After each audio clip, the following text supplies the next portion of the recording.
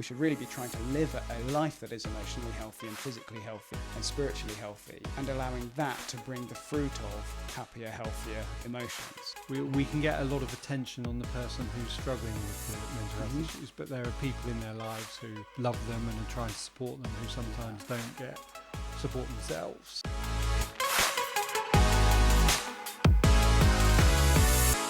Hello, welcome to another episode of Postcards from Antioch, a teaching and training podcast from Barton Church. Today I'm joined by Bug.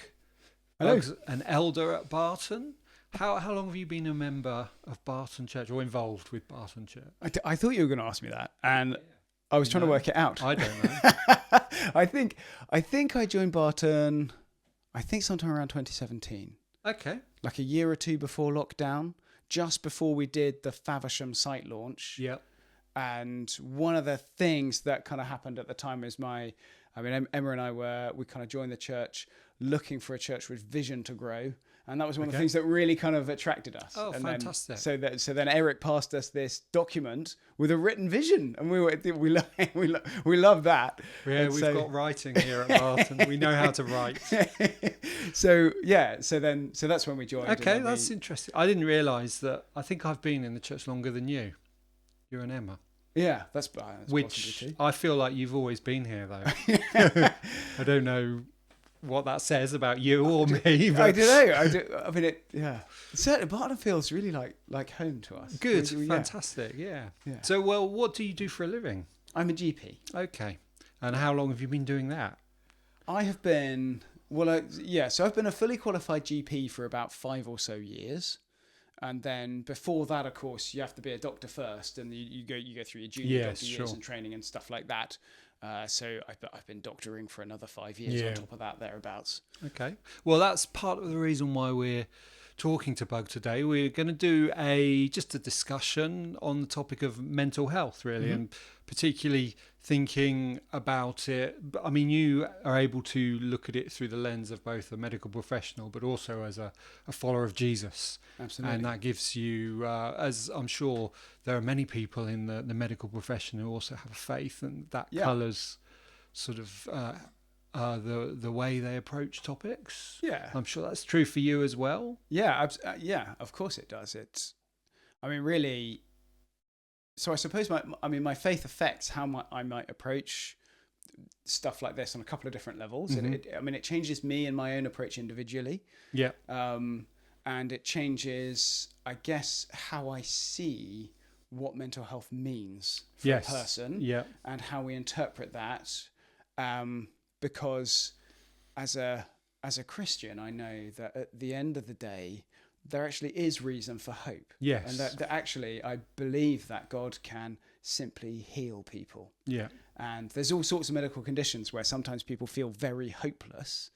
And actually sometimes the science is that there are all kinds of mental health conditions. I'm thinking of emotionally unstable personality disorder at the moment. It's just one of those conditions where often what professionals say is that actually this is a lifelong condition. It's very difficult to treat, but I believe in a God who loves to make people whole. Yes. And who loves to put people together again, despite whatever else might be happening in their psychology or their mind or whatever. And so that gives me a lot of hope about conditions like that, for example. Yeah, and I imagine that, I don't know if I could say it makes your job easier, but in one sense, well, it can change the way you relate to people, I suppose. It does. Do people pick up on that? In many respects, it's easier. In other respects, I think this is about being a Christian in life in general, isn't it? Absolutely. Like in some respects, it makes it easier because at the end of the day, all you got to do is keep following Jesus, and that's fairly simple. But simple things are not easy. Yeah. And actually, in many respects, it makes it much harder too. I think, for me personally, kind of one of the most transformative things that I've done in terms of my own medical practice is that I made the decision that I would start praying for every patient before I saw them. Fantastic, yeah. And so they don't know that I do this because that would feel really weird to them. Yeah, absolutely. And so I kind of do it just in between the patients. I see them. I just ask, Lord, help me help this person. Yeah. And that's it, And that's been utterly transformative. Yeah. Not only do all sorts of things then happen in those consultations, which are quite remarkable sometimes, but it utterly changes my own personal approach to that person. You can imagine that's a huge kind of thing. In medical training, we call that, there's this thing called caretaking, or kind of where basically between the patients you have to look after yourself. They call it housekeeping. That's the word. And so you look after yourself between the patients so that you're ready to go for the next one. That's the idea. But when you're running a clinic of 20 back-to-back 10-minute appointments, that's actually quite challenging. Sure. But just to say a little prayer, utterly it's been great for me. That's fantastic. Terrible for my timekeeping, to be fair. Well, to be honest, Pug, I'm not surprised to hear that. Timekeeping's not necessarily something that happens much in Barton, I think, at times. Well, it's kind of it's kind of our style. Yeah, that's right. Some of us might struggle with that. Well, we have to make allowances, be gracious to our brothers and sisters. But so do you find, before I ask you some questions specifically about mental health, do you find that the sort of advice and training and what's considered good practice as a medical professional, do you find I feel like there's probably quite a lot of overlap in terms of what it means to be a Christian? Yeah. Do you, so it's like they work well hand in hand? I mean, absolutely.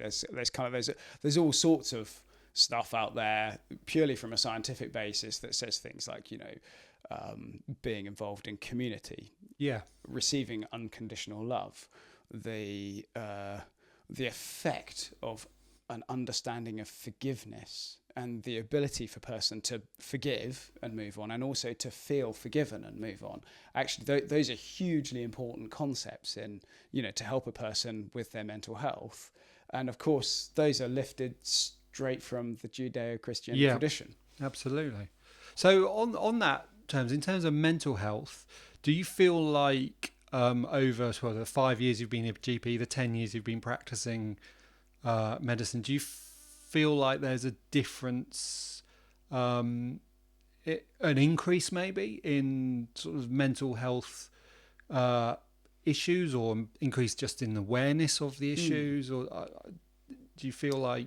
Yeah, I mean, it's been a hard. Sometimes people ask that. Time for honestly, us. I don't know. Yeah, it's a really, because that's quite a tricky question to answer, because on the one hand, certainly. People are self-reporting mental health difficulties probably more frequently now than they were in 2015. Yeah. But that doesn't necessarily mean that more people are actually suffering with those conditions. And the nature of people's mental health problems, I think, probably shifts and changes over time. I mean, we've been through the pandemic. We've been through, there's quite a lot of challenges that are happening culturally with people's mental health. But the thing is that that's true of any moment you care to mention in history. Yeah. I mean, you just imagine the kind of mental health fallout that would have happened following the Second World War. Yeah. And, and you can imagine actually at any moment in history, there's a lot of challenge, because I'm afraid that's kind of what a fallen world is like. And it does, it presents a challenge for how people cope with that. And of course, I guess that comes back to your first question, doesn't it? Is actually having a worldview of faith, having an understanding of the nature of the fall, of the fact that we believe in a God that ultimately redeems it all, that there is ultimate hope for everybody, both on a personal level, but also on a creation-wide level, there is ultimate hope. That's really powerful, and that helps me make much more sense of the difficulty and struggle of the fallen world in which we live. Sure. Yeah. Okay. So, following on from that, what sort of things do you bring into certainly sort of treating and speaking with people with mental health issues from your faith? What kind of, other than, I mean, you've mentioned some of them already, but are there any other things that influence the way I think probably relate? Different professionals with different with faith probably take slightly different approaches to this. I tend to be quite cautious. I tend to take quite a cautious approach about introducing. I basically don't really openly talk about faith with my patients in that consultation. Yeah. Unless they obviously bring it up and want to. Mm-hmm. In that situation, then I think it's helpful for me to also engage with that. I'm very careful not to try to, because they haven't come to see me from my theological point of view. Yeah. They want to see me for, as a professional to help them with the medical end of the spectrum of their mental health stuff, Yeah. But I suppose what it does do though is it gives me a worldview and a way of understanding mental health and physical health for that matter that kind of combines quite a wide, multifaceted approach to how a person can, both take responsibility for looking after their mental health, because that's a really strong biblical theme, is taking responsibility for ourselves, but also the fact that we're also given grace, and also we're healed and helped independently of our own ability to help ourselves, because there's that wonderful paradox all the way through the gospel, isn't there, that we're both elected and chosen and nominated to receive grace, but also we have to respond to grace.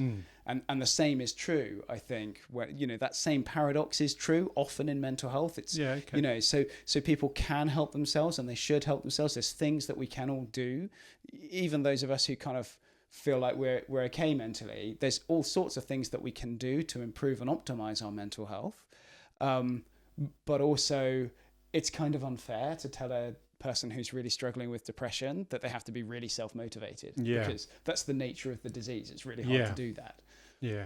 I remember when I was seeing a counsellor, on his business card he had a quote from, I think it was Benjamin Disraeli, which was something like, action does not guarantee happiness, but there is no happiness without action. Yeah. Or something like that, which I thought, that's quite a good thought. Yeah, and that's one of the things I try to explain to people who are struggling with their emotional control, is that very often people make how they feel in the moment, they make that the definition of whether or not they have good mental health or not. Yes, yeah. But actually that's quite a difficult definition. Mm-hmm. It's a bit like being waves tossed and turned by the wind, isn't it? Actually, really, it's our thoughts, our beliefs about what's around us, about the circumstance we find ourselves in. Those thoughts are what give us an interpretation of our surroundings. And it's what we believe that all that means. That's what makes us feel a certain way. Yeah. And clearly our feelings affect our thoughts, because when you're feeling really low, it's quite hard to think positive, optimistic thoughts. Yeah. But actually ideally the way that we should try to arrange things, I think, is to be marshalling our thoughts, thinking about our thinking, interpreting kind of the way we think, why we think the stuff that we do, and what that then means for our emotions. And if we can help people focus on how they think, and if we can help people do things that they can actually control, which is their thoughts, what they do with their body and so on, then that they can control. That gives them something actionable, and the feelings can follow that. Yeah. But it often doesn't happen immediately. No. And if we let our feelings tell us, if we let our feelings be the marker of whether or not we're healthy emotionally, it's a bit like letting the tail wag the dog. Actually, it should be the other way around. We should really be trying to live a life that is emotionally healthy and physically healthy and spiritually healthy, and allowing that to bring the fruit of happier, healthier emotions. That's interesting, because when you're saying all that, it kind of makes me think parallels just with living a life of faith, because I remember being told, don't trust your feelings and so on. But I've come to a place of saying, well, I think feelings are a part of your faith. Yeah. But sometimes we let those feelings, certainly I do, as a kind of quite an emotional person at the time, to decide whether, my walk with God is going well or going badly, or in a similar kind of way to our journey through mental health. We can sometimes let the tail wag the dog, as you put it, I suppose. Yeah, I think so. I think I remember as way back even in, I mean, so this comes directly from my faith experience, right? So I remember way back I was at a youth group or maybe even an older Sunday school. And I remember the teacher, I don't remember much about it except for the fact that she had this little train. It was a train with 2 carriages. Yeah. With basically truth as the train. And the next carriage was thoughts, and the last carriage was feelings. Yeah. And she was explaining how that's the way that the train should run. So there's truth, and we need to think and develop our thoughts around that truth. Yeah. And then we allow our feelings to... And there's something very empowering about helping a person to gradually marshal their thoughts. Yeah. To give them better kind of... To allow them to experience a happier, more fulfilling life, you know? Yeah.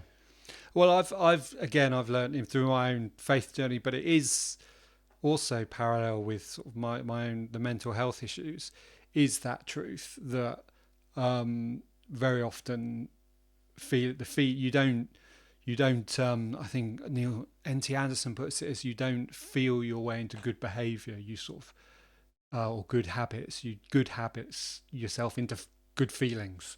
I've kind of massacred the quote, but that's the idea, isn't it? Because that's what we are. We're integrated beings. Yeah. You know. Yeah, absolutely. And we have, you know, I mean, at the moment I'm trying to improve myself in different ways. We probably all do this, don't we? Yeah. I've been using an app.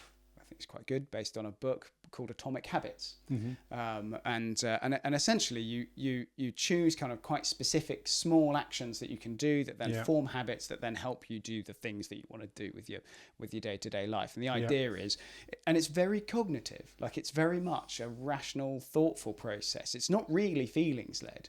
Yeah. And the trick is to do the simple cognitive thing and connect that to a bigger emotion. And that's what makes it sustainable in the end. Yeah. And it's, so we do have to kind of do everything, don't we? Yeah.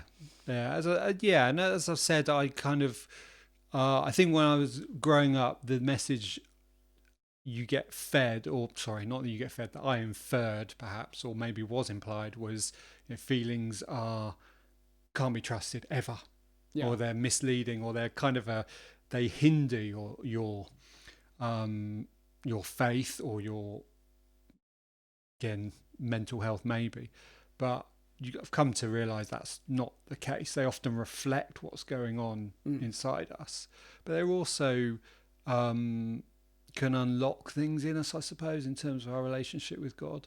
But yeah, there's something in the struggle, isn't there? And that, you know, and that kind of comes back to I think it's some of the ways that some of the lessons that the Lord has taught me over the years have been born out of struggle, where the things I'm hoping to happen haven't happened, or you know, or I felt like, I don't know, for whatever reason I'm up against it, and sometimes the circumstance is genuinely unfair. Yeah. But what it does is it brings you to a point where you think, okay, I've got a problem here.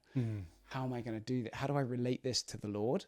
How do I trust in God in this moment that's difficult? And how do I move forward from here? Yeah. Okay, so sort of getting back onto the topic, from your sort of position as a Christian and as a GP, what kind of advice would you give someone, maybe, because it's for certain that someone who engages with this podcast will have mental health issues that maybe they haven't talked about with anyone or anything like that. What sort of advice would you give someone who feels like maybe they don't even know if they have a mental health problem, but they feel something's not right? Yeah. And I think that last phrase, because I think often people don't know whether to call what they're going through. Is this a mental health problem? Yeah. Or am I don't know. Is there, and there's no real definition of what makes a problem a mental health problem. And I think, so I suppose if you're struggling with whatever it is, but in particular, if you're feeling like you're struggling emotionally, if you're struggling with your thoughts, or you're, you know, and it's kind of having issues, and then kind of often the most common things are things like persistent depression or low mood. Sometimes people don't realize they're depressed. That's quite a thing. Yeah. Or, you know, anxiety, or just struggling with how you struggling with kind of big emotional reactions to things, and you don't perhaps understand where that bigger reaction's coming, that's often a symptom of kind of underlying distress with those things.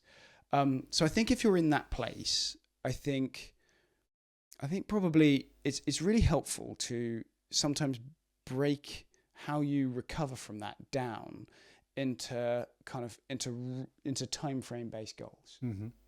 Because if you think to yourself, because often if you're just presented with a big emotional problem, maybe you're going through something that's really difficult or something's happened in your life. I often help people think through grief a bit like this as well. So, something might have happened, or maybe you're struggling with something, and it's very helpful to think in terms of the short term, the medium term, and the long term.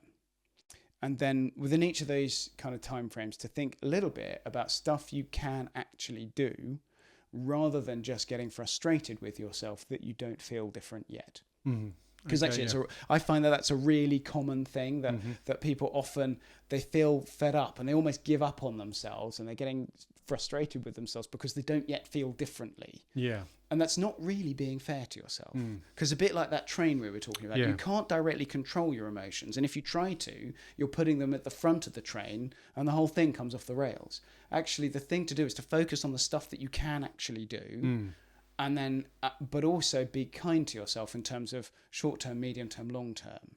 And honestly, what I explain to patients often is, like, in the short term, I've really only got 2 goals. I want to keep you safe. So make sure that you're not a risk to yourself or to other people. If you feel like that, obviously get professional help. But also just to give you the idea that there is hope. Yeah. Because actually there really is hope. However bad or low you might feel in any given moment, whatever, there actually really is hope. Not just in terms of the fact that, medically speaking, actually the recovery rate from mental health disorders is really good. Like if I were treating something like, I don't know, if I was treating heart attacks or diabetes or whatever, actually it's quite difficult to cure someone from those things. But with mental health, actually, through with some consultation, with some work with people, you can have a really profound impact on those conditions. So actually, there is good basis for hope. Yeah. And the short term is kind of weeks to month or 2, something like that. And then you might break it down into the medium term. And really, the goal in the medium term is just to start having an occasionally not awful day. And that'll do. Like, that's a good enough goal for, and actually realistically, like, that's often what happens. And then what we do through the medium term, if I'm helping someone with something like this, is we sort of work out, okay, so you've had a few not awful days. That means that not awful days are possible. Let's see if we can help you have a good day, just one. And let's see if we can start building towards a pattern where you're having the not awful days a bit more often, and maybe occasionally now a good day, and gradually a few good days. And in the medium term, realistically, months up to maybe a year, that sort of time frame. Realistically, you're still going to be having more bad days and good days, because I'm afraid that's the reality of most kind of long-term kind of mental illnesses. It takes time to recover. It can be done, but it takes time. And then into the long term, really, the goals are around, okay, what's our ultimate vision here? Where are we really heading for? What can I imagine in my mind that will help me kind of, what can I see here as a way that actually this can make me a stronger person than ever before? Or how can I turn this and make this really useful and serve others with this experience that I've had? And gradually, how do I start having those good days more frequently, so that actually I'm having more good days than bad days, and eventually the bad days become quite rare. Yeah.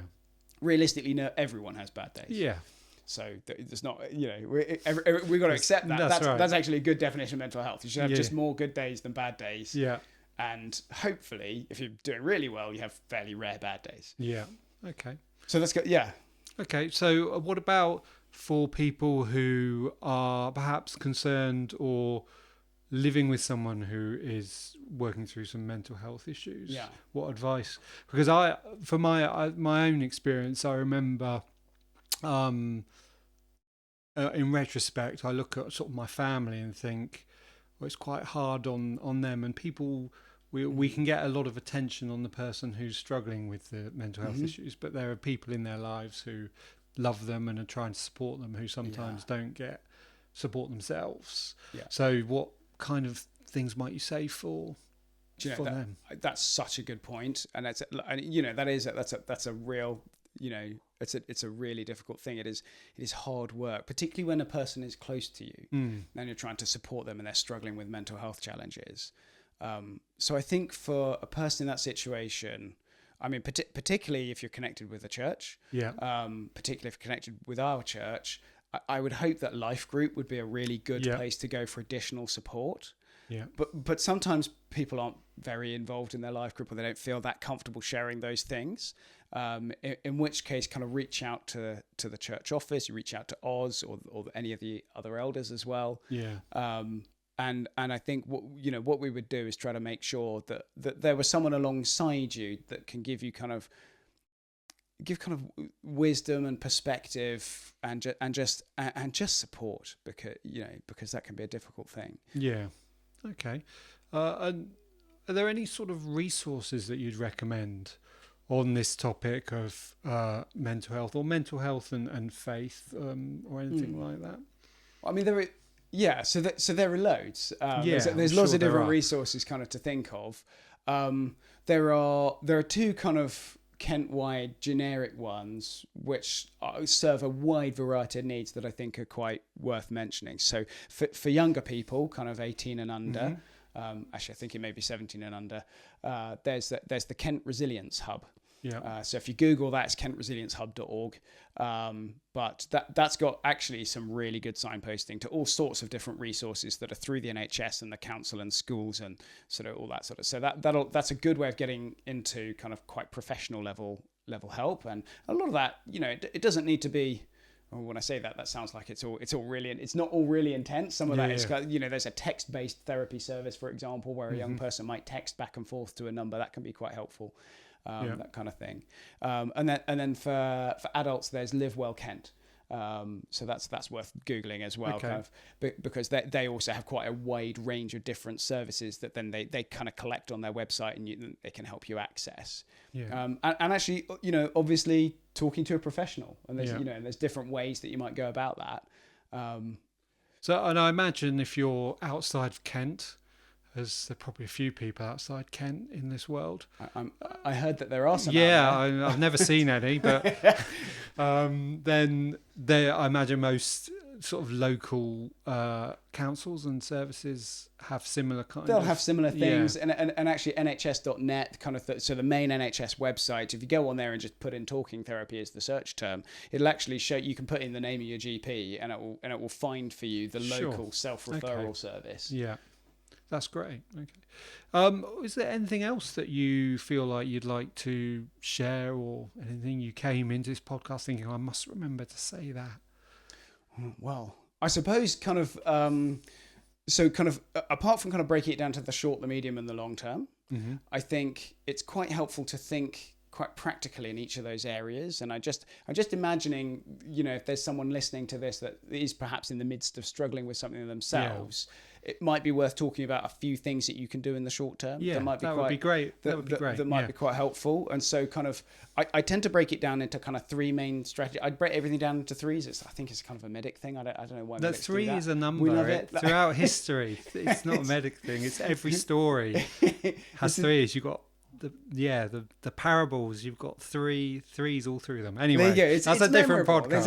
Exactly. So the way that I often explain this is basically the stuff that you can do with your body. That can be really helpful. Just physical things that you can do with your body. There's things that you can do with your thinking. So thinking about your thinking and kind of the thoughts that give rise to your feelings in that moment. And then it's also worth thinking about biochemistry, and because there is such a thing as brain chemistry. Things like antidepressants work for the for some. They can be amazing for some people, and we believe in a God that has given us the gift of technology. So using that technology is not a bad thing to do. And so obviously, and also, of course, thinking about biochemistry, there's all sorts of other things that can be quite bad for your mental health. But I think people often underestimate the effect that alcohol has on people's mental health. And that's quite, and often people are quite shocked when I explain, well, basically, if you're drinking a pint or two a night, that's going to completely obliterate anything we can do for you in terms of medication. Because of the chemical effect that would have on your brain. So in terms of things you can do physically, so there's this whole, we'll be here all day if I go right into it, but there's this whole thing called behavioral activation, which is this wonderful process by which people can choose a simple habit and use and commit to doing a single habit every day that is good for their body. And even if it doesn't make them feel different, and quite often I try and ask them to name what that habit might be. It's much better if it comes from them, of course. And often people say, well, okay, I'm just going to go for a walk because I know that's good, or whatever it is. So great. So they're going to go for a walk every day, but they've got to do that whether it's raining, whether it's windy, whether they feel like it, whether they feel low about, like whatever. That's the idea. They're committing, and in a way, what they're doing is they're learning to not let the tail wag the dog anymore. Yes, yeah. Because they're making even if it doesn't, because it won't actually make them feel very different in the short term, because short, middle, long term. Short term, we're not really aiming for different feeling. We're aiming for just the idea that we're going to improve. And so they commit to that every day, and then you can build on that as well. And there's an abbreviation I work through, but we don't have time to go into all of it right now. But basically the idea is to then you add to that activity an idea that we're working towards a goal, that maybe there's success at the end of this. So we're helping them to achieve something, even if it's got nothing to do with their emotional state. They're starting to achieve something, that at least one thing in their life is happening in the way that they wanted it to. And then we start involving other people. So it's really important to bring in community and to create a sense of newness in relationship. That's really important. Something absolutely amazing happens when someone else goes deeper in relationship with you. And that might be someone who's already close to you, who goes deeper and accepts you on a deeper level. Maybe you share what you're feeling, and they still think that you're worth talking to. Like that, an amazing thing can happen when someone accepts you on that deeper level. So that's incredibly important, and you can incorporate that into your thing. So if it's walking, for example, I say, okay, now I want you to invite a friend. Go on that walk and have a chat with them, and just maybe share a little bit. Whatever you're comfortable, just share a little bit and see how that goes and how that changes. And then we make it more fun. So we do other things to do with the walk that makes it more exciting, more fun, something like that, because actually a sense of fun is hugely important in someone's mental health. We often don't think about fun enough as adults. I don't think we have enough fun. No, I agree. And actually we should do something every day that makes us giggle. Like that's really important. Okay, I'll remember that. I'll use that. Say to my wife when she finds me annoying because of the bad jokes I'm telling. I'll say, no, Bug said I should do this. Yeah. The other, I mean, just not giving too many tips here, but like the other day, Emma chose to wake me up by basically blasting me with a Nerf gun. Yes, there you go. I'm sure that she was had her preferred fun. Method. Yeah. I don't know if that was good for you. I don't know if you felt that was fun. Well, we have a bantery type relationship. Yeah. So anyway, so there's physical things. Yeah.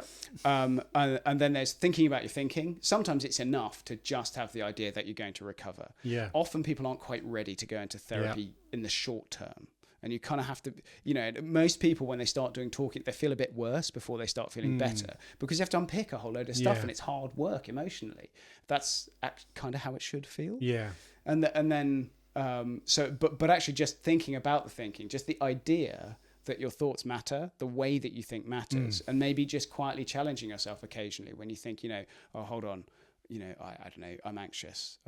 People don't like me if I go to parties. Yeah. And then those thoughts lead to behavior like just kind of withdrawing or turning down invitations or, whatever. And you get into this. And actually, if you just help people to challenge some of those thoughts gently, because what we don't want to do is give people a bigger stick to hit themselves with. Yeah. But, gently challenging kind of some of those underlying thoughts, that can really help people make like leaps in progress, or at least lay the foundations for them to start to move. And then finally think about the biochemistry. Like, it is worth thinking about the biochemistry. Think about your diet. There's loads of evidence that's coming out that shows that actually what you eat has quite a profound effect on your mood. It's really interesting. Yeah. But apart from that, just generally looking after ourselves, improving our biochemistry as much as we can, getting enough sleep, like that's hugely important to our biochestry for our mental health. Yeah. So just taking care of those basics, like creating the environment in which our brain has a chance, that's the, and maybe just breaking it down into a few of those things. And actually, it is worth talking to someone like a GP or a professional or someone like that who can help talk you through some of these options And it is worth thinking about. And just like if it's worth thinking about medication if that's likely to be helpful. Okay, thank you. But again, listening to talk, I can't help but see the sort of physical and thinking about the way you're thinking biochemistry in terms of like diet and things. There's good, solid biblical. I mean, none of that is discouraged by the Bible. No, of course not. No, that's right. It's in the user's manual, so to speak. That we're made for this, and of course, the Bible has so many, just as you said, so many statements of hope and truth that can encourage us and help us in these ways and changing the way we see ourselves. Yeah. So yeah, absolutely. Okay. Well, thanks, Bug. Thanks for joining us. Thanks for showing that. I will say at Barton we did do a series which you can probably find on our YouTube channel or Spotify called I think it was called Mind, Body, Soul, where we looked at some different sort of issues, but we did two sermons on mental health. I did one and Bug did the other. So if you want more thoughts or to hear us talk about things that we didn't mention here, you can look up those sermons online. We do have other sort of mental health professionals in the church, so we may revisit this topic with other members of the church and so on, because it's a big issue. I mean, I think we're all aware. People are more aware than ever, perhaps, of how important and pervasive sort of these issues and the effect mental health has on just our day-to-day lives. So it might be good to revisit this again. But in the meantime, thank you, Bug, for coming on. Pleasure. Thank you for joining us as we had this brief discussion. And we hope to see you again for another episode of Postcards from Antioch. Thank you. Goodbye. Thank you.